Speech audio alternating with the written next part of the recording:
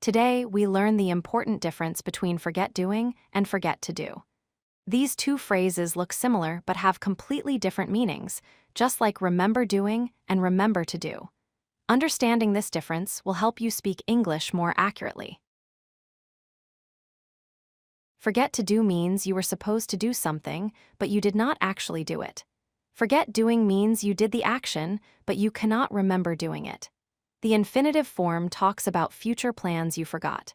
The gerund form talks about past actions you cannot remember.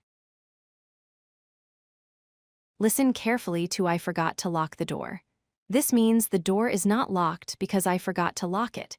Now compare with I forgot locking the door. This means I did lock the door, but I cannot remember doing it.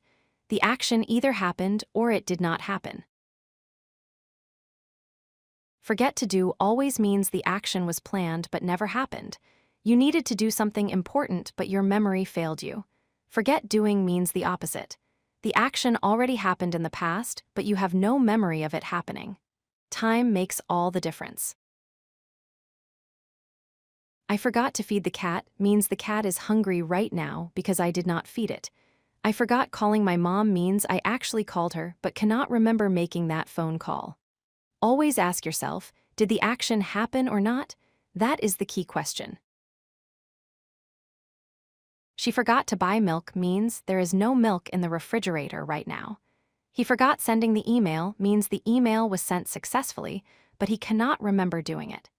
These examples show how we use both structures in daily conversations. For forget to do, the timeline goes plan, the action then forget, then no action happens at all. For forget doing, first you complete the action, then later you forget you ever did it. The order of events completely changes the meaning of forget. Here is your quick reference to remember forever. Forget to do equals did not do the action. Forget doing equals did the action, but forgot it happened. Practice these differences daily, and they will become natural in your English speaking. If you like this video, hit that like button and don't forget to subscribe. Visit codelucky.com for more such useful content.